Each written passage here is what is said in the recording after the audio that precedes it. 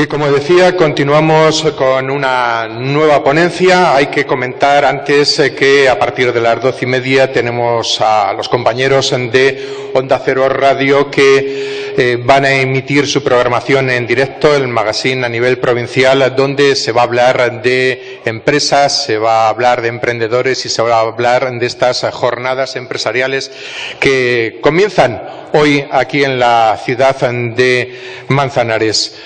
Vamos con un nuevo ponente, don Luis Cueto Álvarez de Sotomayor, el cual nos va a hablar de las otras formas de hacer innovación. Don Luis Cueto es subdirector general de Fomento de la Innovación Empresarial en la Dirección General de Innovación y Competitividad del Ministerio de Economía y Competitividad del Gobierno de España. Es el encargado de expedir los llamados informes motivados vinculantes por los que las empresas que hacen I+D+I en España se garantizan la seguridad de que no va a ser discutida tal actividad por la agencia tributaria cuando se deduzcan los gastos del I+D+I en el impuesto de sociedades. Asimismo, don Luis Cueto es el responsable del impulso de la compra pública innovadora, CPI, un nuevo instrumento de fomento de la innovación empresarial, no mediante la subvención, instrumento en extinción, sino mediante la contratación, algo mucho más atractivo para los emprendedores. Por favor, don Luis, adelante. Les recibimos con un aplauso y seguro que les va a encantar también esta segunda ponencia.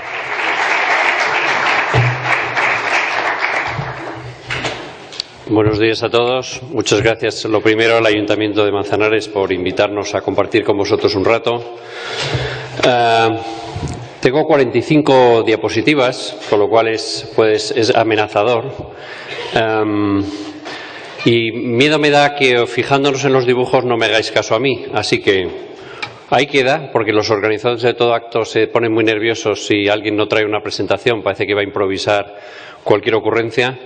Pero como ya la he dado varias veces y me la sé, os voy a intentar extractar lo más importante y luego quede como soporte para información de respaldo. Quizá alguna de ellas que es interesante que se os fije la imagen, igual sí la voy a usar, pero pocas de ellas. Vamos a ver. En el programa tenéis un título que es Red de Ciudades de la Ciencia y la Innovación. Me parecía que era más interesante que, además de que os hable de ello, os hable de otras formas de apoyar la innovación empresarial. Y sin embargo, fiel al papel, aunque en Internet hay más agilidad y se ha cambiado, os diré dos palabras de esta red.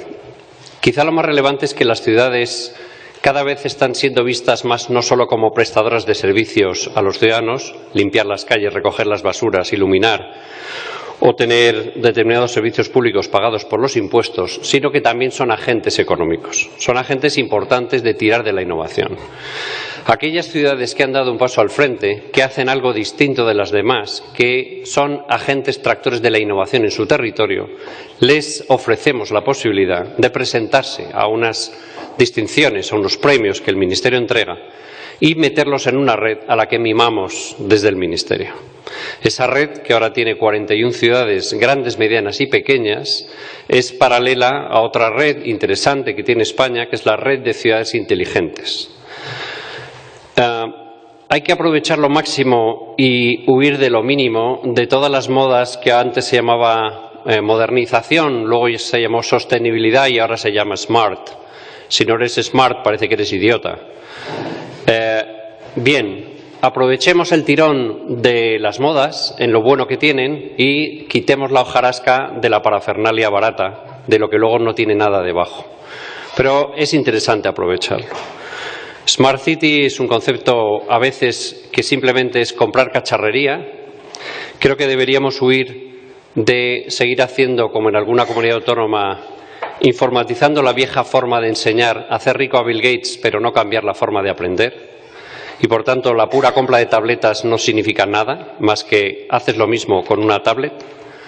Y el cambio es importantísimo para cambiar la forma de hacer. La digitalización es lo último, no lo primero. Si digitalizas un desastre, tendrás un desastre digital. Entonces, este tema de las Smart Cities y de la inteligencia de las ciudades hay que mirarlo con optimismo y con ojo crítico. Esta red de ciudades, como os digo, compatible con la RECI, apuesta sobre todo por intentar identificar claves de innovación, cómo la ciudad apoya a sus emprendedores, presta mejor sus servicios y no solo esa administración electrónica que muchos ciudadanos identifican como mi ciudad es muy moderna porque pago los impuestos por Internet. O tengo una tarjeta que me vale lo mismo para la piscina que para el autobús. Esas cosas también, pero mucho más interesante es qué hace el aparato público para sacar lo mejor de cada uno de nosotros. Porque perdone el IBI a aquellas empresas que traen puestos de trabajo, porque crea un vivero de emprendedores al que no solo le da un alquiler, sino que le ayuda, porque hace más cosas, expulsa al parásito, porque hay muchas empresas que se instalan y mueren, pero de somnolencia, porque hay que echarlas a los 3 años y dar paso a otros. En fin, un ayuntamiento que se moja y que se la juega. Ese tipo de ayuntamientos son los que nos gustan en las ciudades de la ciencia y la innovación y con los que hacemos cosas que, si luego tenéis interés, para no despistarme de otras cosas, yo creo que igual de interesantes o más, pues dejo de momento apuntadas. ¿Qué significa cuando he puesto en el programa en Internet otras formas de apoyar la innovación? Creo que después de mí interviene un representante de la Comisión Europea en España. Muy interesante coincidir en el espacio y en el tiempo hablando de esto, porque desde mi punto de vista Europa tiene un gravísimo problema en la medida en que una parte enorme de nuestra innovación vive y bebe del dinero público. Y el problema al que me refiero se llama ayudas de Estado. La normativa europea, y española por ende, dice que toda ayuda de Estado es ilegal, que el Ayuntamiento de Manzanares hinche de dinero a las empresas de Manzanares es ilegal, es multable, que el Gobierno español ponga un montón de millones en Citroën Vigo es multable, porque impide que haya una libre competencia con Citroën Francia. Por tanto, dar dinero es ilegal, salvo excepciones. Alguna de ellas es la I+D+I. Hay otras 2 o 3, pero la que nos trae aquí a nosotros es I+D+I. Dar dinero para hacer I+D se puede, es legal, se permite, con unos márgenes, con unos límites que es importante que sepáis, porque uno primero diría, pues que me den dinero. Bueno, yo he dicho, y el moderador lo ha dicho en la introducción, el instrumento subvención está en los museos de arqueología. Y bien, desde mi punto de vista, cuando se refiere a la subvención a las empresas. Una subvención es un instrumento en el que alguien público te da dinero porque le has contado que tienes un proyecto muy interesante. Si ese proyecto fracasa, no devuelves el dinero. Se te paga por intentarlo.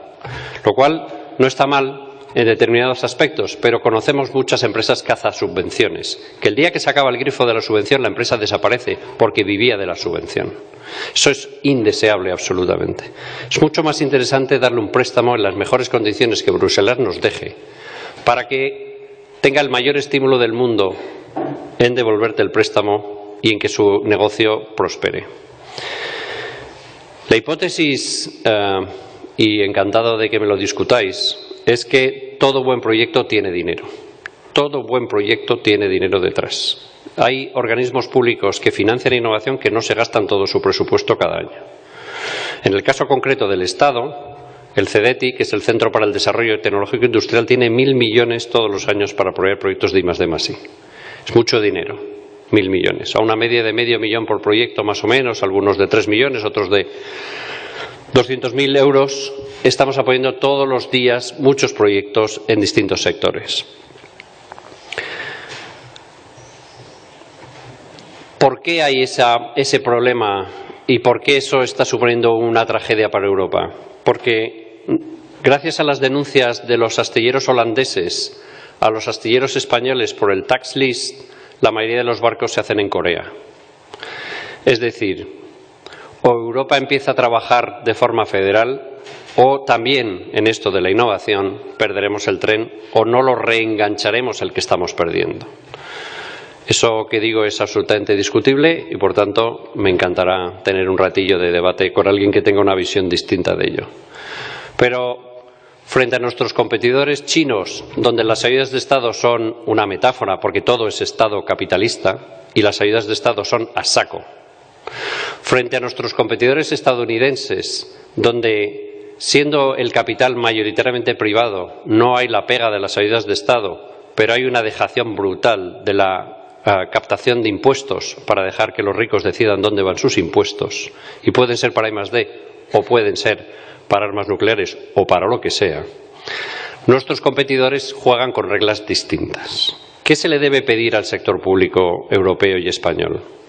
Lo primero, el campo de juego, que ponga un margen lo más estable posible, que no te cambien las reglas a mitad de partido, que sea predecible y que sea fácil.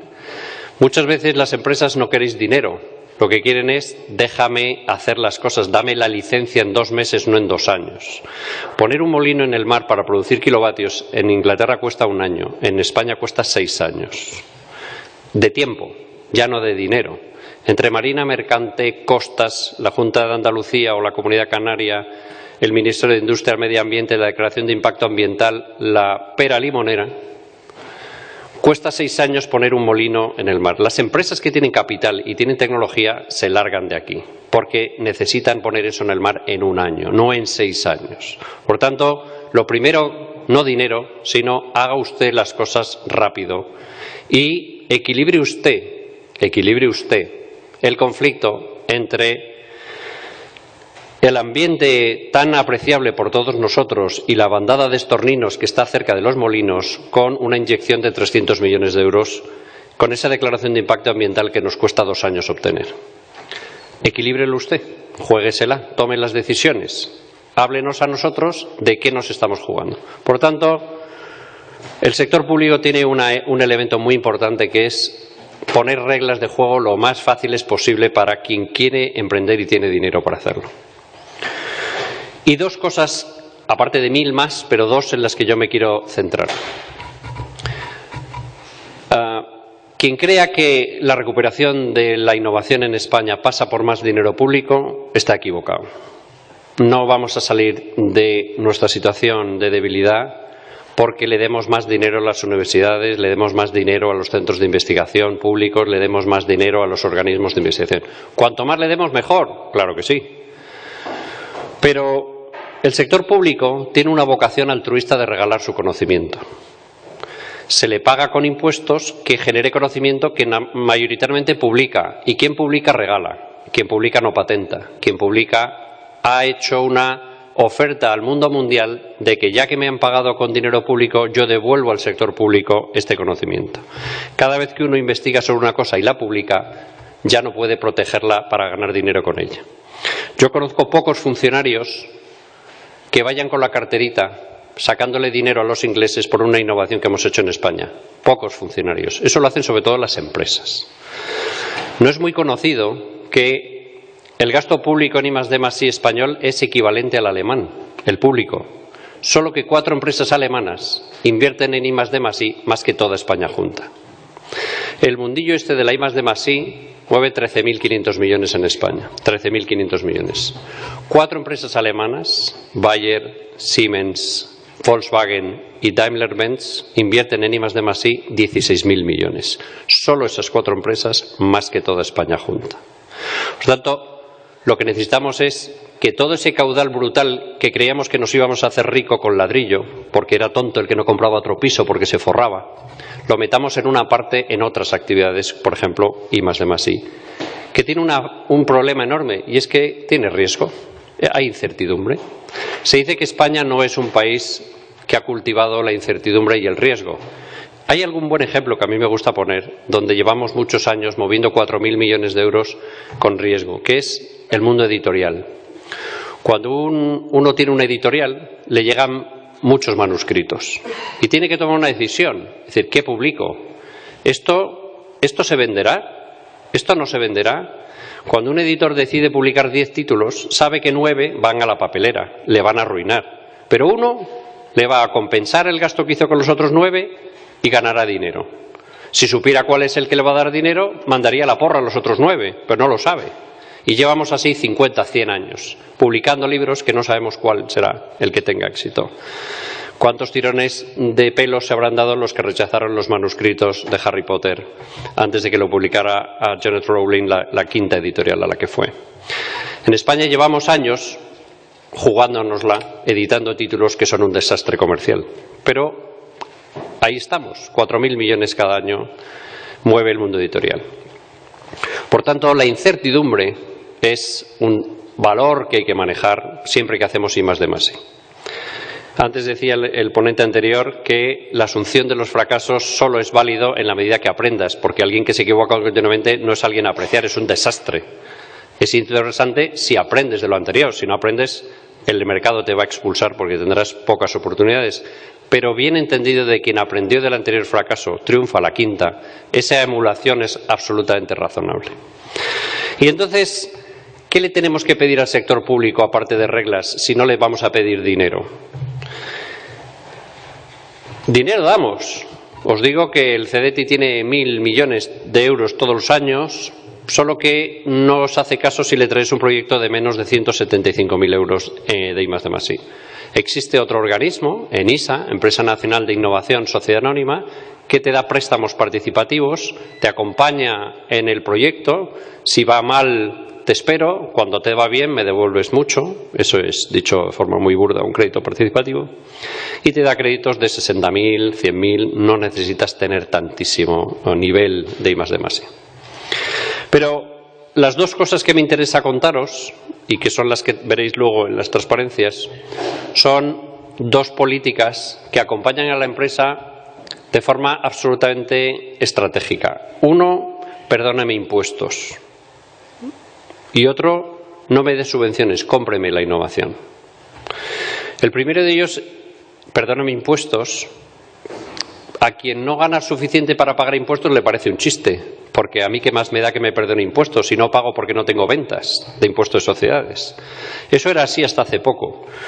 Lo cierto es que el esfuerzo mayor que hizo este país es el dinero que generaste de crédito fiscal por haber hecho I+D+I, que puede llegar a ser 42 de cada 100 euros, invertís este año 100 euros y 42 os lo perdona Hacienda del impuesto de sociedades. Si no tenéis suficiente venta para pagar tantos impuestos que descontáis eso, lo metéis en un saco hasta dentro de 15 o 18 años. Bueno, pues por fin, cuando dentro de 2 años gane un montón de pasta, en vez de pagar impuestos, cojo del saco aquel crédito fiscal que generé hace 2, 3, 4, 5 o hasta 18 años. Pero muchas empresas morían antes de poder aplicar ese saco. El año pasado Hacienda hizo un esfuerzo más. Y lo que dijo es, bueno, el dinero que os gastéis en 2013, si en el 2014 no lo podéis aplicar, no tenéis ese crédito fiscal que descontaros de los impuestos, en el año 2015 se convierte en un cheque. Se convierte en un cheque, da liquidez, con tres circunstancias. No os da un cheque para que os vayáis por fin a Jamaica con el pariente o la parienta, sino para reinvertirlo en I+D+I. No se os dará ni un euro de ese cheque si habéis destruido plantilla en la empresa. Se puede despedir a 3 y contratar a 3. Eso significa mantener la empresa. O quien tenga un departamento de I+D+I puede despedir a 100 de la empresa si le va mal, pero el departamento de I+D+I no lo debe tocar. En ese caso sí habrá cheque.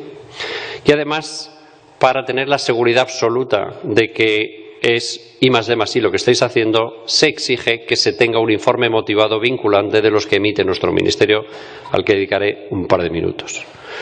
Ese es dinero contante y sonante. Por tanto, aquella empresa que invirtió 1 millón de euros el año pasado y este año no lo ha podido aplicar, el año que viene le puede pedir el dinero a Hacienda y le saldrá a devolver, para entendernos. Eso es dinero de I+D+I o aplicable o que te devuelven. Además de ese dinero por haber hecho I+D, tiene premio transferir tu I+D, tus intangibles, a otra empresa. Es lo que se llama en la jerga esta el patent box. Hacienda te dice, vale, ya sé que has vendido tu conocimiento a una empresa de Bilbao o de Portugal o de Lituania o de Estados Unidos por 100 euros, declárame 40. Te perdono 60 en la base imponible del impuesto de sociedades. Por tanto, acumulativo al anterior. Me perdonan de la cuota del impuesto de sociedades por haber hecho I+D, me reducen la base imponible por transferírsela a otro, para no quedársela en el nicho de la empresa. Y tercera cosa que se hace para apoyar al emprendedor es, si tienes investigadores a tiempo completo, si has cometido la heroicidad de contratar gente a tiempo completo para hacer I+D en tu empresa, I+D+I, te voy a perdonar el 40% de las bonificaciones en la cuota de seguridad social. En vez de cotizar por 100 por esa persona, cotizas por 60, o 40. Esa bonificación en las cuotas de seguridad social, que es liquidez inmediata, es dinero que no sale de la caja, no es algo que me devolverán vete a saber cuánto, sino es algo que no pago directamente. Estaba en vigor hasta julio del 2012 y el Gobierno se lo cargó. Pero se lo pensó mejor y lo ha recuperado con efectos de 1 de enero del 2013, retroactivamente. De tal forma que aquella empresa que pagó cotizaciones desde enero del 2013 puede decir la Hacienda devuélveme el 40%. Tiene que decirlo de aquí a diciembre. Si lo hace en enero se le pasó el tren. Pero de aquí a diciembre le puede decir a la Tesorería General de la Seguridad Social devuélveme el 40% de todos esos meses de toda esa gente. El caso más importante que conozco es un centro tecnológico del País Vasco que tiene tal número de investigadores que en esa devolución va a obtener posiblemente 3 millones de euros de devolución de cuotas de seguridad social. Es el caso más importante. Cada empresa tendrá 3.000 euros por empleado que se juega en esa cotización. Dependerá del grupo de cotización. Por tanto, no me des dinero, perdóname impuestos o perdóname cotizaciones a la seguridad social, que es un componente muy importante del coste de un investigador en mi empresa. Pero no sé cómo voy de tiempo para organizarme. ¿Me quedan 10 minutillos, un cuarto de hora? Vale. La segunda política que os quería contar es no me des dinero, me va bien que me perdones impuestos, pero lo que me interesa más es que me compres la innovación.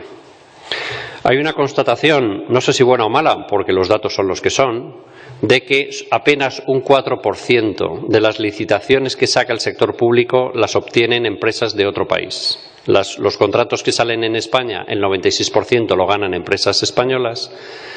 El 96% de los contratos que sacan el sector público alemán lo ganan empresas alemanas, etcétera. Por tanto, el que el sector público sea un comprador de tecnología es muy importante. Es muy importante. Hasta ahora eso era ilegal. Realmente no lo era, pero se entendía como ilegal el que un pliego de las administraciones públicas dijeran ¿quién es capaz de proveerme un servicio que ahora no existe? Los interventores decían ilegal. El bien a comprar, el servicio a prestar, tiene que estar ya desarrollado cuando acabe el plazo de presentación de ofertas. Si no, eso es para una subvención. Pero oiga, cuando usted compra eso es más serio. ¿Dónde está lo que quiere comprar? Bueno, pues desde la Ley de Contratos de noviembre del 2011, que recoge textos anteriores y los incorpora al texto, la Ley de Contratos del sector público permite y favorece comprar innovación, encargar cosas que no existen y, para colmo, no las más baratas. El mantra de toda licitación pública es que se lleva el contrato el que hace una oferta que ya no es temeraria porque todas son temerarias. Y todos sabemos que el pariente pobre de la licitación pública es que luego quien, haciendo bueno el dicho en inglés, garbage in, garbage out, si contratas basura tendrás basura. Si tú contratas por 10 una cosa que vale 100, tendrás un producto de 10. Por mucho que la empresa dice que es capaz de hacértelo por 10, lo que vale 100, te va a entregar bienes por valor de 10. Y eso lo sabemos todos. Y hay una enorme polémica con los reformados, con los modificados y con las temerarias bajas que hacen que la contratación pública tenga tantísimos problemas en los tribunales como estamos viendo estos años. Pero haciéndolo bien, que tu administración pública te compre la innovación es el mejor espaldarazo que hay. Voy a intentar explicar en estos minutos que tenemos ahora mismo en España una inmensa oportunidad para aprovechar bien el dinero de aquí al 2020. Además del que es competitivo ir a Bruselas con mejores proyectos que los demás y conseguir un retorno que haga que España como mínimo recupere lo que pone, cosa que no es así hoy. Hoy por hoy España está financiando la I+D alemana, por decirlo de forma provocadora.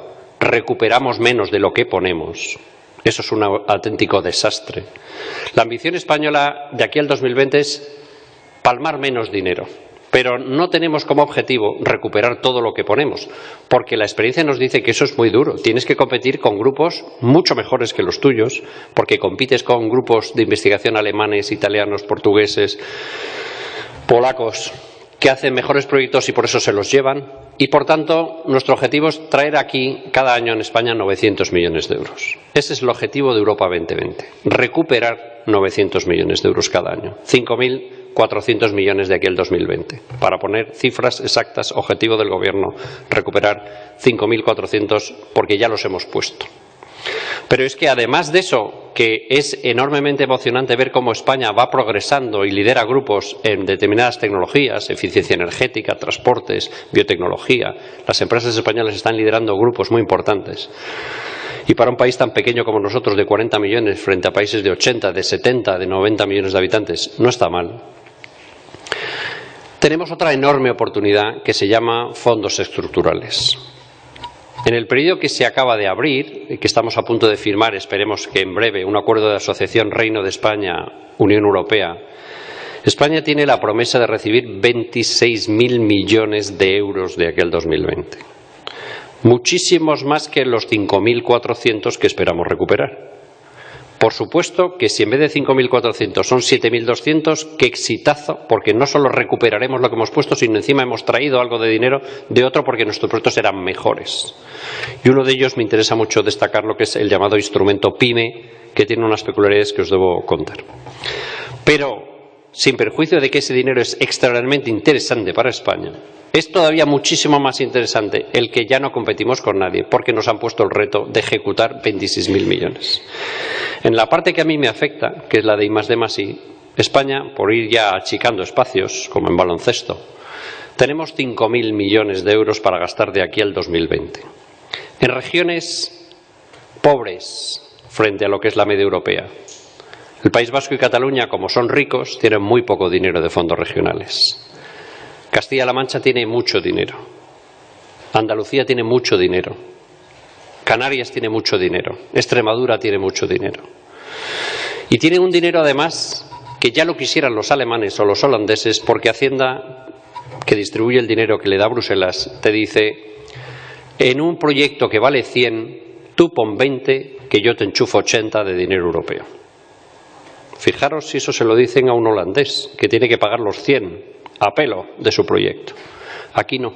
Aquí hay un fondo regional en Castilla-La Mancha que os dice, un proyecto que vale 100, tú pon 20 y yo te enchufo 80.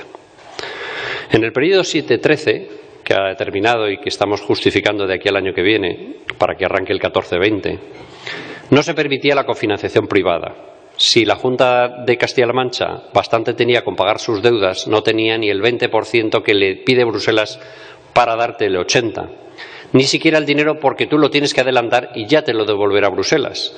Si estás agobiado por deudas que tienes y bastante tensiones tienes porque dónde recorto, sin educación, sin sanidad, sin carreteras, sin no sé qué, sin no sé cuánto, sin los pueblos, sin no sé qué, encima ven con la coña de haz I+D, adelanta el 100, que ya te lo devolveré yo el 80 dentro de 2 años. Ya, pero si no tengo el 80, ¿qué pasa? Bueno, nuestro ministerio lleva años financiando la I+D de las comunidades autónomas. Hemos movilizado en torno a 1.000 millones de euros en apoyo a las consejerías de I+D+I de las comunidades autónomas, que nos van devolviendo al Euribor a 15 años poquito a poco. Es decir, que en Castilla-La Mancha, que habéis sido un poco prudentes, en el año 2010 os prestamos 32 millones de euros, que iréis devolviendo, me parece que empezáis a pagar dentro de 2 años. Porque lleváis 5 años gastando del dinero que os prestamos en hacer I+D+I. Además de ese dinero es puramente español. Si ese dinero que se tiene se apalanca, Bruselas pone el 80% más. ¿De acuerdo? ¿En qué se puede poner ese dinero? Se puede poner en hacer parques tecnológicos. Se puede poner en darle dinero a los centros tecnológicos. Se puede poner en dar subvenciones o préstamos a las empresas. O se puede poner en comprar innovación. Es una decisión libre. Cada gobierno puede tomar la decisión porque todos son posibles. El que a mí más me afecta y el que me interesa, los otros tienen cada uno sus pros y contras. El que a mí me afecta es cómpreme innovación, señor directivo de la Junta de Castilla-La Mancha. Cómpreme innovación. Porque yo tengo un producto muy bueno que si usted me lo compra luego lo venderé en China. Porque aquí le dejan a usted darme dinero para I+D si me compra la innovación. ¿Qué quiere decir eso? Que si el Servicio Castellano Manchego de Salud tiene un tejido empresarial que le dice soy capaz de ahorrarte un montón de dinero con un nuevo reactivo de una patología muy común en Castilla-La Mancha, la que sea, me lo estoy inventando, si tú me compras esa innovación. ¿Cómo se compra esa innovación? La ley permite dos formas de hacer y hay que estar enormemente atentos a la nueva forma de hacer que va a hacer estúpida las dos que voy a contar ahora. La primera de ellas es un contrato de puro I+D. ¿Quién me vende conocimiento? Yo, que soy el Servicio de Salud de Castilla-La Mancha, no tengo ni idea cómo hacer ese nuevo kit de diagnóstico que va a evitar que la gente venga 3 veces al centro de salud. Pero quiero que alguien me lo cuente. Y le contrato para que lo investigue y me lo cuente y me entregue un prototipo, un piloto, un contrato de I+D. No me lo pone en todos los hospitales, me da un contrato de I+D de cómo se haría eso. Eso se llama compra pública precomercial. La compra pública precomercial, que es un contrato de conocimiento, de comprar conocimiento, tiene varias peculiaridades muy interesantes. Una de ellas es que la administración pública no se queda la propiedad industrial, se lo queda la empresa que ha hecho ese trabajo para la Junta de Castilla-La Mancha. Porque cuando en los pliegos de contratación muy habitualmente se dice la Junta de Castilla-La Mancha se quedará la propiedad industrial de esta innovación que ha encargado, eso es una aberración.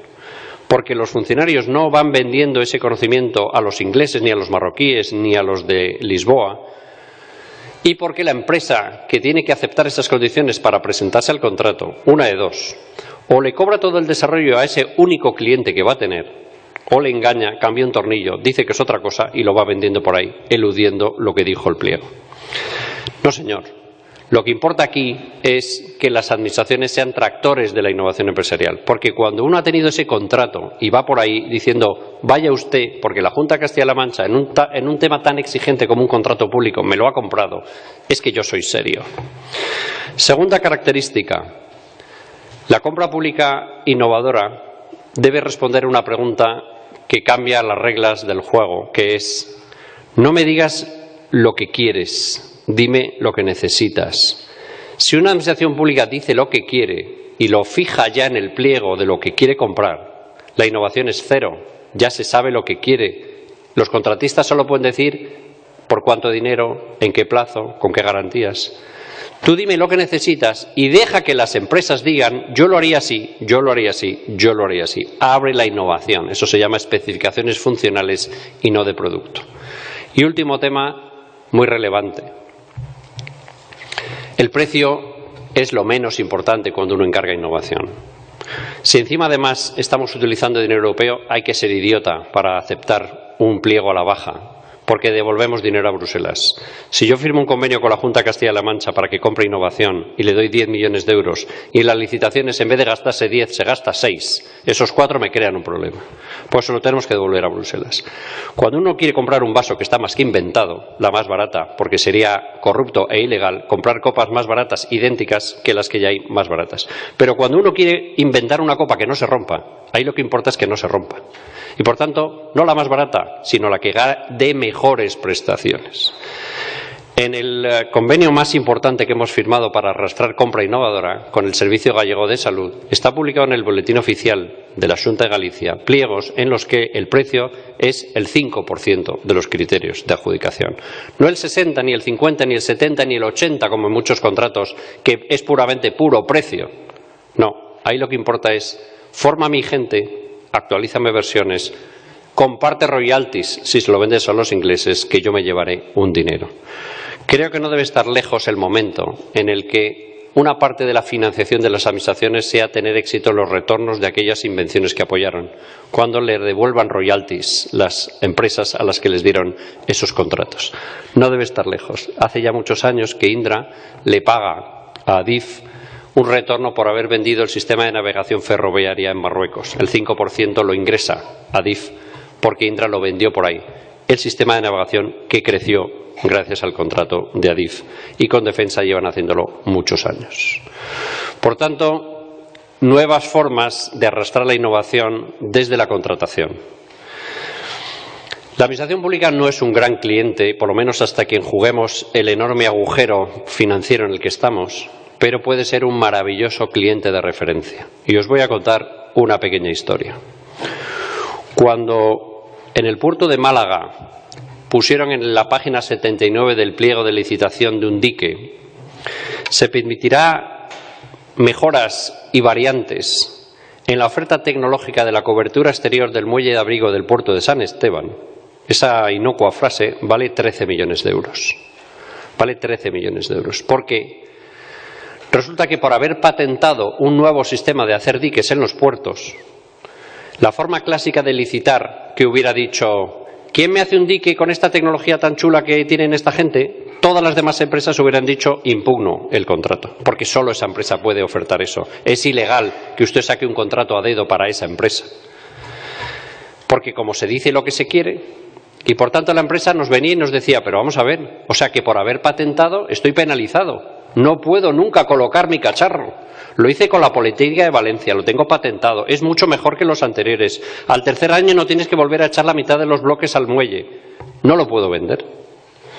Salvo que el pliego diga, como dijo, y gracias a hacer esa apuesta le dimos el Premio Nacional de Compra Pública en Nodal hace 2 años, el puerto de Málaga permitió.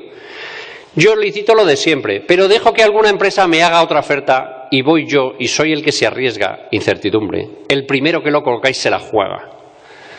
El problema o la ventaja no es que OHL, la empresa Sato Ingeniería del grupo OHL, ganara ese contrato por 13 millones de euros. Lo más importante es que está a punto de ganar uno por 80 millones de euros en Brasil.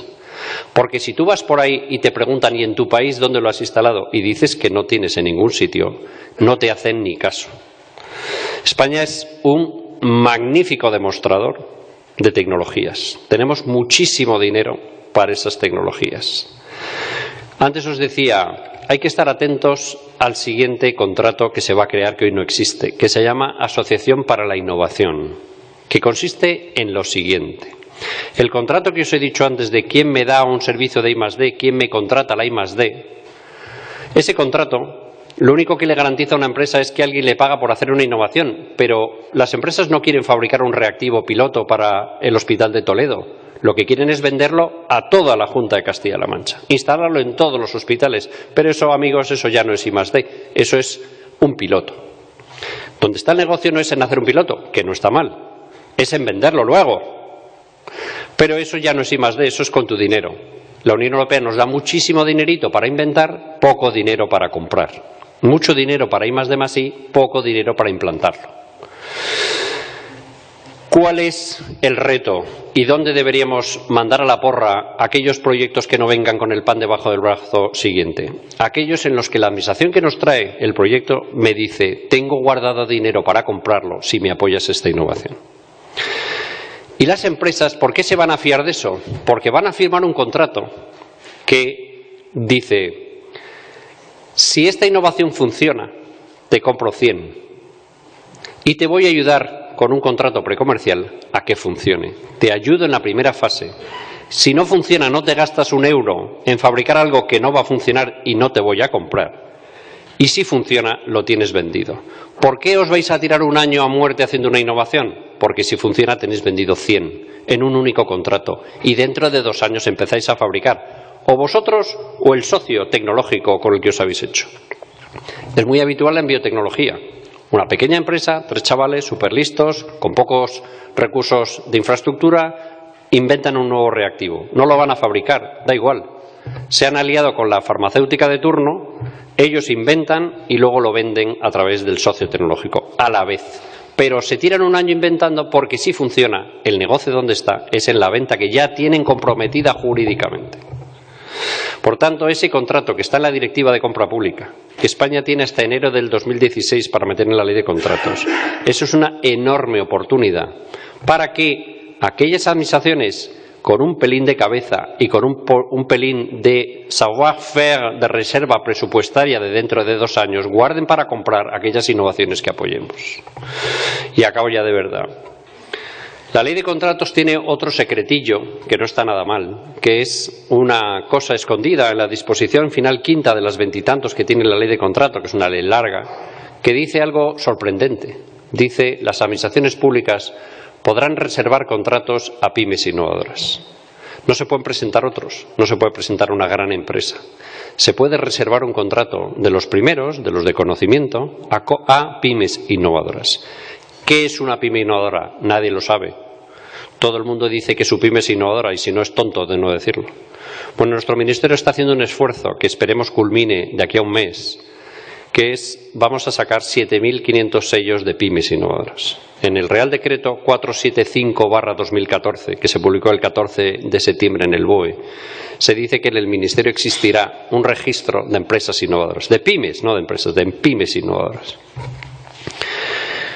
Pymes innovadoras que les llamaremos innovadoras si cumplen alguno de los 3 bloques de requisitos que están ahí. Bueno, pues desde que demos 7.500 sellos, el club de los 7.500, ojalá dentro de poco de los 10.000, ojalá dentro de poco de los 15.000, los vamos a mimar.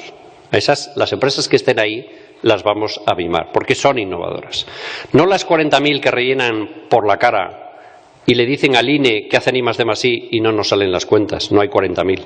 A nosotros nos salen que 7.000 están en el CEDETI, a nosotros nos salen 7.500 pymes que están ahí.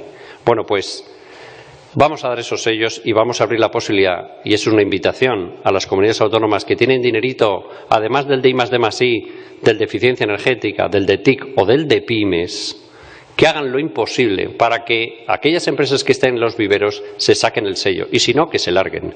Para aquellas empresas que no están en los viveros pero que se les puede ayudar, se saquen el sello, porque ese referente de ser un sello oficial nacional hace huir del localismo de el Ayuntamiento de Manzanares o el de Madrid o el de Oporto da un sello a sus pymes innovadoras. Eso vale poco. Está bien, es un reconocimiento local, no está mal, pero es mucho mejor compararte con las demás. Y si en vez de a nivel español lo vamos haciendo a nivel europeo, mucho mejor. Por tanto, nuestro compromiso y nuestra oferta es, aquí va a haber mucho dinero para hacer I+D.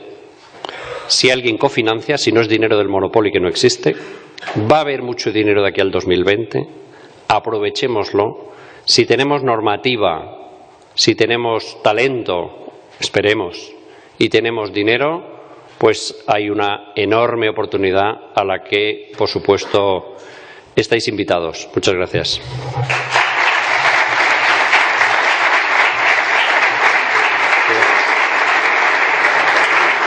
Las gracias en este caso a don Luis Cueto, el subdirector general de Fomento de Innovación Empresarial del Ministerio de Economía y Competitividad. Como hemos hecho antes con el anterior ponente, si hay alguna persona que quiera realizar alguna pregunta, nuestras azafatas tienen el micrófono. ¿Alguien quiere, por favor? Mar.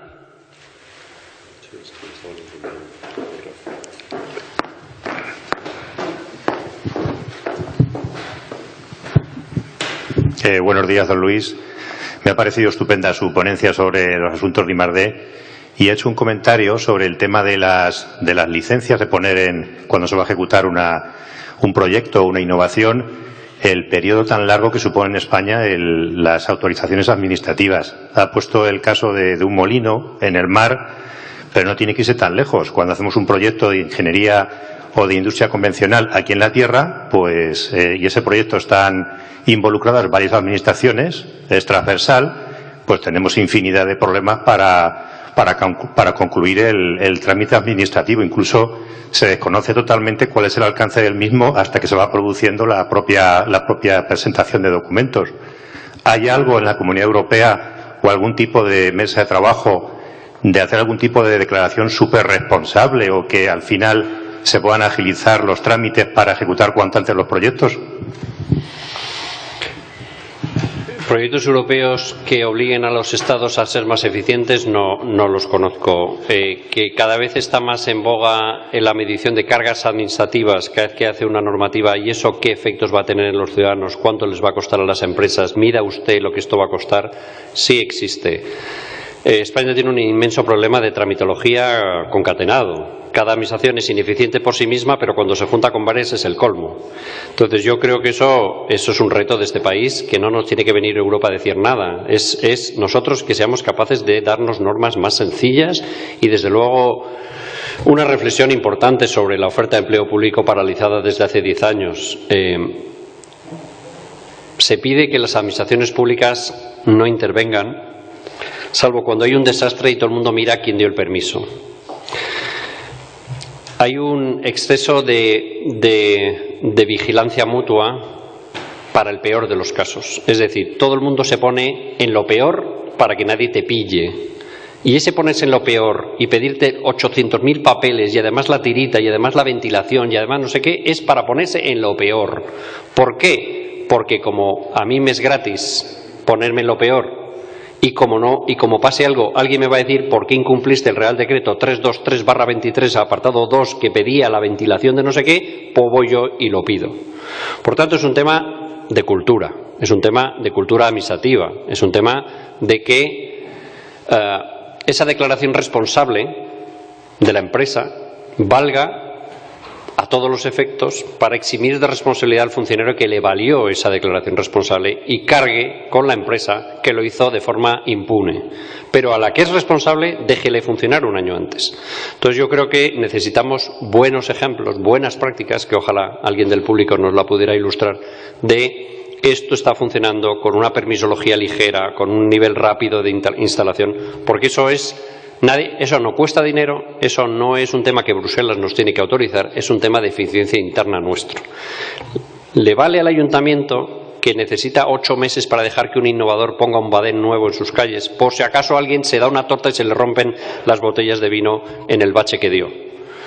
A mí me consta que hay proyectos, en este caso del Gobierno vasco, dados a un ayuntamiento que 6 meses después hubo que devolver el dinero porque no llegaba el permiso del ayuntamiento. Por tanto, permisología, asignatura pendiente. No tengo mucha respuesta que darte más que insistir en que eso es una exigencia de simplificación de este país. Yo creo que toca una revuelta, no una revuelta en cuanto a Algarada, sino a la ida y la vuelta de repensar nuestras competencias compartidas, concurrentes, solapadas. Desastre total. Ventanillas únicas, interadministraciones serían absolutamente deseables, como mínimo en aquellos sectores donde podemos hacer mucha pasta. En las que somos puras ineficientes no es tan grave tardar un año. En las que nos estamos jugando tener el molino mejor que los japoneses, ahí sí nos lo estamos jugando. ¿Alguna pregunta más? No hay más preguntas. Pues entonces damos las gracias nuevamente a don Luis Cueto. Un aplauso para él y gracias.